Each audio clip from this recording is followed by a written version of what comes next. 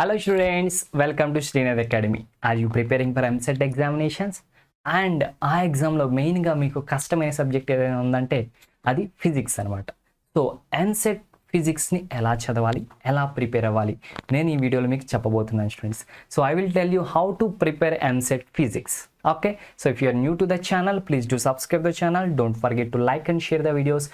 If you have any doubts, please comment below. I am Karthik, your physics faculty from Srinath Academy. Let's start this video.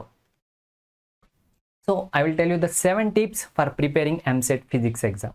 The first tip is focus on understanding the concepts. So concepts అర్థం చేసుకునే విషయంలో మీరు చాలా కాన్సన్ట్రేషన్ని పెట్టాలి students. So ఫిజిక్స్లో మెయిన్గా ఏంటంటే concepts అనేవి చాలా ఇంపార్టెంట్. కాన్సెప్ట్ని అండర్స్టాండ్ చేసుకోవడం చాలా ఇంపార్టెంట్. ఏదో కాన్సెప్ట్ అన్నిట్లో చదివినట్టు డెఫినేషన్ చదువుకుంటే బట్టిస్తే పని అవ్వదు స్టూడెంట్స్. అది మీరు అర్థం చేసుకోగలగాలి. ఓకేనా, మీరు పర్ఫెక్ట్గా అర్థం చేసుకోగలగాలి. సో మీకు డెఫినేషన్ గుర్తు లేకపోయినా పర్లేదు, కానీ అది మీరు అర్థం చేసుకోగలిగితే చాలు, ఎందుకంటే ప్రాబ్లమ్స్ చేసేటప్పుడు. Okay students, next practice visualisation. So ఏదైనా ఒక ప్రాబ్లం ఇచ్చినప్పుడు అండ్ ఆ కాన్సెప్ట్ని కానీ ఆ ప్రాబ్లమ్ కానీ మీరు ఏం చేయాలంటే విజువలైజ్ చేసుకోవాలి. సపోజ్ చెప్తారు ఒక బాల్ సర్టెన్ హైట్ నుంచి డ్రాప్ చేశారని. సో అప్పుడు మీరు ఊహించుకోవాలంటే ఒక పర్సన్ ఎవరైనా ఉన్నారు, బాల్ని డ్రాప్ చేస్తున్నాడు. సో డ్రాప్ చేస్తున్నప్పుడు ఏమవుతుంది, సో కింద ఏముంటుంది, అండ్ డ్రాప్ చేస్తున్నప్పుడు దాని మీద ఏ ఫోర్సెస్ యాక్ట్ అవుతాయి. సో అదంతా మీరు విజువలైజేషన్ చేసుకోవాలి. ఓకేనా స్టూడెంట్స్, సో అలా విజువలేషన్ చేసుకోవాలి. దానికోసం గ్రాఫ్స్ యూస్ చేసుకోవచ్చు, దానికోసం డయాగ్రామ్స్ యూస్ చేసుకోవచ్చు, మ్యాప్స్ యూస్ చేసుకోవచ్చు. ఎలాగైనా మీరు విజువలైజేషన్ అయితే ఖచ్చితంగా చేసుకోవాలి. సో కాన్సెప్ట్ని మీరు విజువలైజ్ చేసుకోవాలి, అండర్స్టాండ్ చేసుకోవాలి. ప్రాబ్లమ్స్ ఇచ్చినప్పుడు ప్రాబ్లమ్స్ని విజువలైజ్ చేసుకోవాలి. అప్పుడు మీకేం తెలుస్తుంది అంటే ఆ కాన్సెప్ట్ ఏం యూస్ చేయాలి అక్కడ అనేది అర్థమవుతుంది. ఎప్పుడైతే కాన్సెప్ట్ అర్థం చేసుకుని విజువలైజేషన్ చేసుకుంటారో అండ్ ఎప్పుడైతే ప్రాబ్లమ్స్ విజువలైజేషన్ చేసుకుంటారో ఆ ప్రాబ్లమ్స్లో ఆ విజువలైజేషన్లో కాన్సెప్ట్ ఏది యూస్ చేయాలో మీకు అర్థమవుతుంది. అదే డెఫినేషన్ చదివితే మీకేం అర్థం కాదనమాట, అంటే డెఫినేషన్ బట్టి కూర్చుంటే.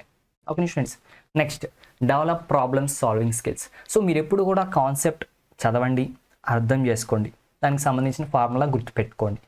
నెక్స్ట్ ప్రాబ్లమ్స్ ఇచ్చినప్పుడు వాటిని చూడండి, వాటిని విజువల్ చేసుకోండి. అక్కడ ఏ కాన్సెప్ట్ యూస్ చేయాలో ఆలోచించండి, ట్రై చేయండి. మీకు తెలిసిన కాన్సెప్ట్స్ అన్ని అప్లై చేయండి, మీకు తెలిసిన ఫార్ములాస్ అన్ని అప్లై చేయండి ఒక ప్రాబ్లమ్ని సాల్వ్ చేసేటప్పుడు. సో అలా చేయడానికి ట్రై చేయండి. అసలు మీకు ఇంకా ప్రాబ్లమ్ని సాల్వ్ చేయడమే కుదరదు, ఆ చాప్టర్లో మీకు తెలిసిన కాన్సెప్ట్స్ అన్ని యూస్ చేసేస్తారు, మీకు తెలిసిన అన్ని మార్గాలు అన్ని ఫార్ములాలు వేశారు, అయినా కానీ అక్కడ ప్రాబ్లం రావట్లేదు అనుకోండి. అప్పుడు మీరు వెళ్ళి ఏం చేస్తారంటే కానీ మళ్ళీ ఎవరన్నా ఆల్రెడీ ఆ ప్రాబ్లమ్ సాల్వ్ చేస్తే అది చూడండి. ఓకేనా, సో వెంటనే మీరు ప్రాబ్లం రాకపోతే వెంటనే వెళ్ళి మీరు ఆన్సర్ చూసారనుకోండి, మీకు ఉపయోగం ఉండదు. సో ఫిజిక్స్ ప్రాబ్లమ్స్ డీల్ చేసే విషయంలో ఇదే కీ అనమాట. ఒక ప్రాబ్లం దగ్గర మీరు స్ట్రక్ అయిపోతే ఆలోచించండి, దానికి తెలిసిన కాన్సెప్ట్స్ అని ఆలోచించండి, దానికి తెలిసిన ఫార్ములాస్ అని ఆలోచించండి, లేదంటే బుక్ ఓపెన్ చేయండి. సో ఆ చాప్టర్లో ఉన్న కాన్సెప్ట్స్ చూడండి, ఆ చాప్టర్లో ఉన్న ఫార్ములాస్ చూడండి, ఏదైనా దీనికి అప్లై అవుతుందా, ఏదైనా దీనికి అప్లై అవుతుందా ట్రై చేయండి. దానికోసం కాన్సెప్ట్స్ మళ్ళీ చదవండి, మళ్ళీ అప్లై చేయడానికి ట్రై చేయండి. అలా మీరు అన్ని విధాలా ప్రయత్నించండి. అప్పుడు మీకు ఏమవుతుంది అంటే కనుక మీలో ప్రాబ్లమ్ సాల్వింగ్ స్కిల్స్ పెరుగుతుంది అండ్ కాన్సెప్ట్స్ కూడా ఈజీ గుర్తుండిపోతాయి. మీకు కాన్సెప్ట్స్ రివిజన్ చేసినట్టు అయిపోతుంది, ఫార్ములాస్ గుర్తున్నట్టు అయిపోతుంది. సో అలా మీరు అన్ని విధాలు ట్రై చేసి ఓడిపోయి వదిలేశారనుకోండి, అప్పుడు ఆ ప్రాబ్లమ్ని ఎవరైనా సాల్వ్ చేస్తే ఆ వీడియో సొల్యూషన్ మీరు చూడండి, అప్పుడు వాళ్ళు చెప్తారు ఓకే ఇక్కడ ఇట్లా చేయాలి అని. సో అప్పుడు మీకు అర్థమవుద్ది మీరు ఎక్కడ ఆలోచించడం తప్పు చేశారు, ఏ ఫార్ములా మీరు వదిలేశారని. అప్పుడు దాన్ని బట్టి ఓకే ఇది కూడా ఫార్ములా, ఇలాంటి సిచ్యువేషన్లో ఇది అప్లై చేయొచ్చు అండ్ ఇలా చేయకూడదు అంటే మీరు డిఫరెంట్ వేస్లో ట్రై చేయడం వల్ల ప్రాబ్లమ్ని ఎట్లా సాల్వ్ చేయకూడదో మీకు అర్థమవుతుంది. అండ్ ఈ ప్రాబ్లం ఎలా సాల్వ్ చేయాలో లాస్ట్లో చూస్తే మీకు వేరే వాళ్ళు చెప్పింది చూస్తే అర్థమవుతుంది. అండ్ దీనివల్ల బెనిఫిట్ ఏంటంటే రేపు ఇంకో క్వశ్చన్ వచ్చింది అనుకోండి సపోజ్, అప్పుడు మీరు అంతకుముందు డిఫరెంట్ వేస్లో ఆలోచించారు కదా, సో మీ మైండ్ ఏం చేస్తుంది అంటే ఇంకో క్వశ్చన్ వచ్చినప్పుడు డిఫరెంట్ వేస్లో ఆలోచిస్తుంది. సో ఆలోచించడం వల్ల ఇందాక మీరు డిఫరెంట్ వేస్లో ఆలోచించినప్పుడు అది దానికి సూట్ అవ్వలేదు ఆ ప్రాబ్లంకి, బట్ అది ఇప్పుడు ఈ ప్రాబ్లంకి సూట్ అవుతుంది. ఓకేనా, అది ఈ ప్రాబ్లమ్కి హెల్ప్ అవుతుంది. సో ప్రాబ్లమ్ సాల్వింగ్ స్కిల్స్ అట్లా మీరు డెవలప్ చేసుకోవాలి. అంతేగాని క్వశ్చన్ చూసి రాలేదా ఎమ్మటే ఆన్సర్ చూసేసారనుకో ఉపయోగం ఉండదు, మీ బ్రెయిన్ డెవలప్ అవ్వదు, మీ బ్రెయిన్లో ప్రాబ్లమ్ సాల్వింగ్ స్కిల్స్ పెరగవు. సో ఎట్లయినా దాన్ని సాధించాలని కసి ఉండాలి మీలో, దాన్ని సాధించాలి స్టూడెంట్స్ మీరు అంతే. ఓకేనా, దాన్ని సాధించేంత వరకు వదలకూడదు. అలా అన్ని విధాలా ప్రయత్నించండి. దొరక్కపోతేనే అప్పుడు ఒకళ్ళు చెప్పింది వినండి. ఓకేనా, అప్పుడు మీకు అర్థమవుతుంది. అప్పుడు నెక్స్ట్ ఆ ఒక్క బిట్ మీరు అలా చేయడం వల్ల ఇట్ ఈక్వల్స్ టు 10 బిట్స్ అనమాట, 10 or 20 బిట్స్. అలా కాకుండా మీరు క్వశ్చన్ ఆన్సర్ చూసి ఒక 100 బిట్లు చేసిన ప్రయోజనం ఉండదు, మీ బ్రెయిన్ డెవలప్ అవ్వదు, మీలో problem solving skills Rao.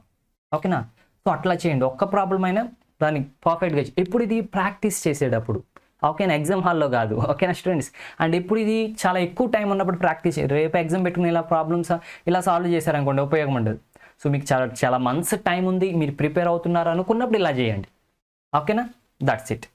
Next, focus on units and dimensions. So చాలాసార్లు ఎంసెట్ ఎగ్జామ్కి వచ్చేప్పటికి యూనిట్స్ డిఫరెంట్గా ఇస్తాడు. ఒకటేమో కిలోగ్రామ్స్లో ఇస్తాడు, ఇంకోటి సెంటీమీటర్స్ ఇస్తాడు. కిలోగ్రామ్స్ ఇస్తే ఇక్కడ ఏముండాలి, మీటర్స్ ఉండాలి. అన్ని ఎంకేఎస్ యూనిట్లో ఉండాలి, లేదా అన్ని సిజిఎస్ యూనిట్లో ఉండాలి. బట్ వాళ్ళు యూనిట్స్ డిఫరెంట్ చేసి ఇస్తారనమాట. దానివల్ల కన్ఫ్యూజ్ అవుతారు చాలామంది. కాబట్టి యూనిట్స్, డైమెన్షన్స్ ఈ రెండింటి మీద ప్రతి క్వశ్చన్ రాగానే, ప్రాబ్లం రాగానే దాంట్లో యూనిట్స్ ఏంటి, వాళ్ళు ఇచ్చిన వాల్యూస్ అన్నిటి యొక్క యూనిట్స్ ఏంటి, అన్నిటి యొక్క డైమెన్షన్స్ ఏంటి, అవన్నీ మీరు ఒకసారి చెక్ చేసుకోండి. అది ఫస్ట్కి. ఓకేనా స్టూడెంట్స్.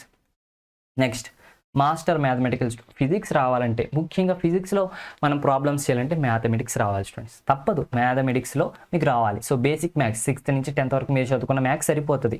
ఇంటర్మీడియట్ మ్యాథ్స్లో కొన్ని కాన్సెప్ట్స్ అవసరం అయితే అవేంటో సార్స్ మనకి చెప్తారు, ఆ టైంలో ప్రాబ్లం లేదు. అవి ఒక దగ్గర రాసుకోండి. ఓకేనా. సో బైపీసీ స్టూడెంట్స్ చెప్తున్నాను, ఎంపీసీ స్టూడెంట్స్కి అయితే అసలు ప్రాబ్లమే లేదు మ్యాథ్స్ వచ్చి కాబట్టి.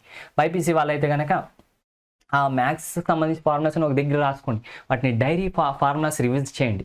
అలా మీరు మ్యాథ్స్ని డెవలప్ చేసుకోండి. మ్యాథ్స్ బాగా రాకుండా ఫిజిక్స్ ప్రాబ్లం చేయడం కష్టం స్టూడెంట్స్. Use visual AIDS. ఓకేనా స్టూడెంట్స్. సో విజువలైజేషన్ అనేది చాలా ఇంపార్టెంట్ అనమాట ఫిజిక్స్ ప్రాబ్లమ్స్ సాల్వ్ చేసేటప్పుడు. Next, practice time management. So at the end వచ్చేప్పటికి టైం మేనేజ్మెంట్ని ప్రాక్టీస్ చేయాలి. నేను ఇందాక చెప్పాను చూసారు, ఒక్క క్వశ్చన్ కోసం అన్ని వేసి ఆలోచించాలి. ఇది ఎప్పుడు టైం మేనేజ్మెంట్ ప్రాక్టీస్ చేసేటప్పుడు కాదు, బిగినింగ్ ఆఫ్ ద ప్రిపరేషన్ అనమాట. సో ఎగ్జామ్ దగ్గరికి వస్తున్నప్పుడు టైం మేనేజ్మెంట్ ప్రాక్టీస్ చేయాలన్నమాట. అప్పుడు ఏంటి, తక్కువ టైంలో ప్రాబ్లమ్స్ సాల్వ్ చేయడం ఆలోచించాలి. సో మీరు కనుక బిగినింగ్లో ఇలా ప్రిపరేషన్ బిగిన్ చేస్తే అప్పటికి మీ బ్రెయిన్ బాగా డెవలప్ అయిపోతుంది, ప్రాబ్లమ్స్ సాల్వింగ్ స్కిల్స్ బాగా డెవలప్ అయిపోతాయి, అప్పుడు ఈజీగా ఆలోచిస్తుంది బ్రెయిన్. సో అప్పుడు మీకు పాసిబుల్ వేస్ అర్థమైపోతాయి, ఈజీగా క్రాక్ చేయగలుగుతారు. Okay students, that's it. ఈ 7 tips ఫాలో అవ్వండి, ఎంసెట్ ఫిజిక్స్లో మీరు టాపర్ అవుతారు. ఓకేనా students. So that's it. And ఈ ఛానల్లో మనకి చూడొచ్చు అన్ని చాప్టర్స్కి సంబంధించిన ఫుల్ చాప్టర్ వీడియోస్ ఉన్నాయి. తెలుగు అకాడమీ బుక్స్ నుంచి ఎక్స్ప్లెయిన్ చేయడం జరిగింది. అలాగే ప్రీవియస్ ఇయర్ క్వశ్చన్స్ ఉన్నాయి చాప్టర్ బై చాప్టర్. అలాగే మోడల్ పేపర్స్ ఉన్నాయి, అలాగే ఎంసెట్ టిప్స్ ఉన్నాయి. ఇవన్నీ కూడా మీకు ఫ్రీగా అవైలబుల్గా ఉన్నాయి స్టూడెంట్స్. అవన్నీ కూడా డిస్క్రిప్షన్లో ఉన్నాయి, లింక్స్ అని వెళ్ళి చూసేయండి. అండ్ ఈ ఛానల్లో ఎంసెట్టే కాదు, POLYCET, IIT, NEET, everything. So board exams అయినా, ఎస్ఎస్సి అయినా, ఎవ్రీథింగ్ అనమాట. సో ఎవ్రీథింగ్ ఈజ్ 100% ఫ్రీగా మనం ప్రొవైడ్ చేయడం జరుగుతుంది ఇక్కడ. యూస్ చేసుకోండి వాటన్నిటిని. ఓకేనా స్టూడెంట్స్, మీకు చాలా బెనిఫిట్ ఉంటుంది అనమాట. సో దీనికోసం ఛానల్ని సబ్స్క్రైబ్ చేసి బెల్ ఐకాన్ ప్రెస్ చేసుకుంటే చాలు. And anyway, all the best for your upcoming EAMCET examinations. By by students.